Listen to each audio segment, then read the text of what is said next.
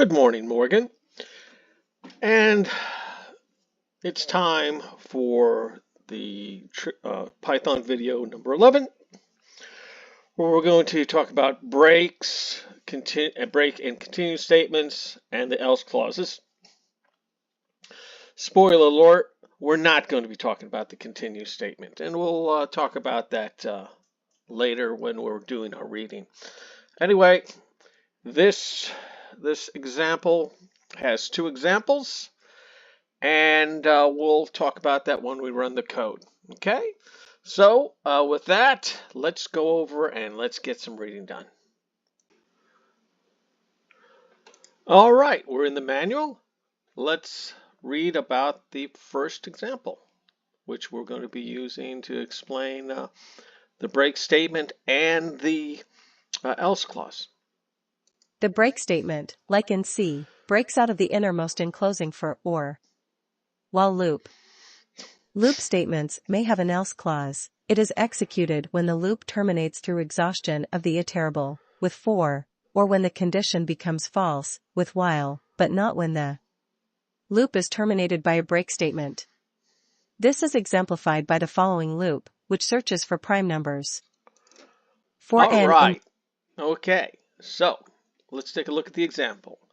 In this example, we're actually using two ranges. Okay, we come up with our first range, which is going to give us a list of numbers between starting at 2 and ending at 10, which we know actually ends at 9. All right, and then once we've created the n list, we're going to use it in another range statement. Okay, so what we're going to do is every time the range statement would go to create a member of the new list, it's going to execute this if statement. Okay, and what this if statement is doing is, let's walk through this. In the first example, we're going is it's going to be 2, and then n is going to be 2, and then 2 is going, and 3, 2, 4, 2, 5, 2, 6, 2, 7, 2, 8, 2, 9, 2, 10. It's going to flip through. So what it's going to do is it's going to actually compare the number in n and the number in x.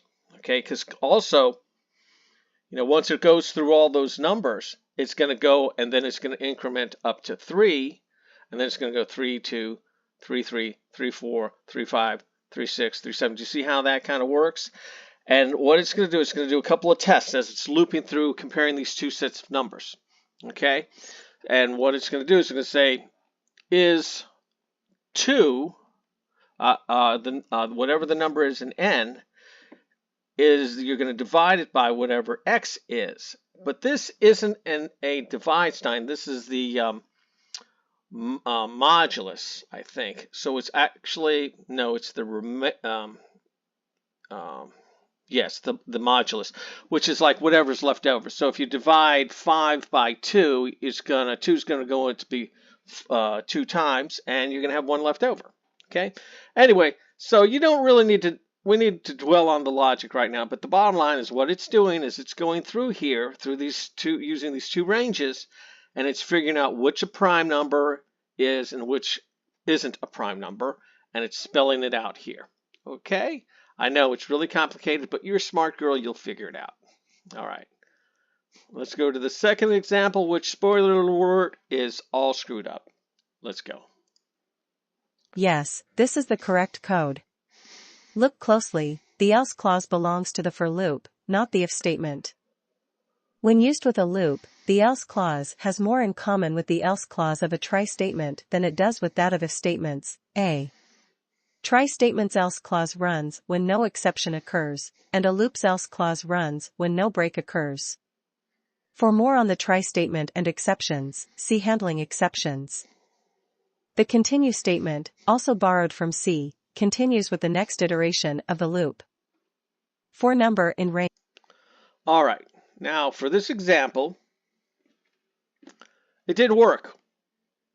Okay, and I had to replace the continue statement with an else statement to get the code to work. All right. Now, I have to be honest with you. I don't really see much of a use for the continue statement in everyday programming. Okay. So instead of getting bogged down trying to explain to you a particular statement that you're probably not going to use, we're going to leave it now. Now, later on, as we learn, if it pops up again and it turns out that it is useful and that I was wrong, then we'll talk about it. But for right now, we're going to concentrate not so much on the logic going on inside the if statement as in how it loops, how it uses the range function to create this loop. Okay? Now with that, I think we're about done with the reading, and let's go ahead and run some code. And here we are in the output.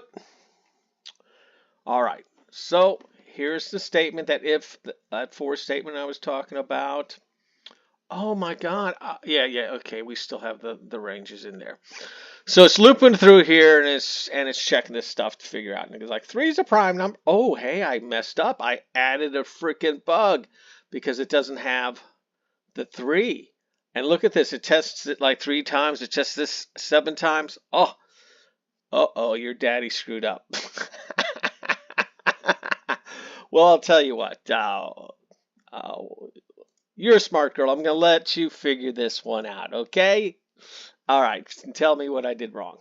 Now, here's the one where, in example 2, where I couldn't get the continue statement to work, and I'll be honest, I don't know how it works. All I know that is when I tried to run the example code, it just blew up in my face. I couldn't get it to work. But as soon as I replaced the continue with an else clause, it works just fine. And let's take a look. What are we trying to do in the code anyway? We're trying to figure out if a number's even or if it's odd. Okay? That, bottom line, the code has to do what you need it to do. Okay? And that's what we've done. And we did that by replacing the continue with an else. The yes. And now it's doing what it's supposed to do. Now, I don't know exactly what that continue statement is. I know it's not, they wouldn't have put it in there unless it was useful for something. But in this example, whoever created that bit of the manual needs to do a little bit better the next time. Anyway, with that said, remember, if I went too fast, just stop the video, go back, re-listen to the sections, pause the screen, look what's on the screen to see what you can figure out. That's what you do, okay? And of course, you can always call me if you have any questions. Anyway, with that, princess, go out and have some fun this afternoon. And here we are in the output. All right, so here's the statement, that if, that for statement I was talking about. Oh my God, yeah, okay, we still have the ranges in there. So it's looping through here, and it's checking this stuff to figure out. And it's like, 3 is a prime number. Oh, hey, I messed up. I added a freaking bug because it doesn't have the 3. And look at this. It tests it like 3 times. It tests this 7 times. Oh, uh-oh, your daddy screwed up. Well, I'll tell you what. You're a smart girl. I'm going to let you figure this one out, okay? All right, tell me what I did wrong. Now, here's the one where, in example 2, where I couldn't get the continue statement to work, and I'll be honest, I don't know how it works. All I know that is when I tried to run the example code, it just blew up in my face. I couldn't get it to work. But as soon as I replaced the continue with an else clause, it works just fine. And let's take a look. What are we trying to do in the code anyway? We're trying to figure out if a number's even or if it's odd. Okay? That, bottom line, the code has to do what you need it to do. Okay? And that's what we've done. And we did that by replacing the continue with an else. The yes. And now it's doing what it's supposed to do. Now, I don't know exactly what that continue statement is. I know it's not, they wouldn't have put it in there unless it was useful for something. But in this example, whoever created that bit of the manual needs to do a little bit better the next time. Anyway, with that said, Remember, if I went too fast, just stop the video, go back, re-listen to the sections, pause the screen, look what's on the screen to see what you can figure out. That's what you do, okay? And of course, you can always call me if you have any questions. Anyway, with that, Princess, go out and have some fun this afternoon.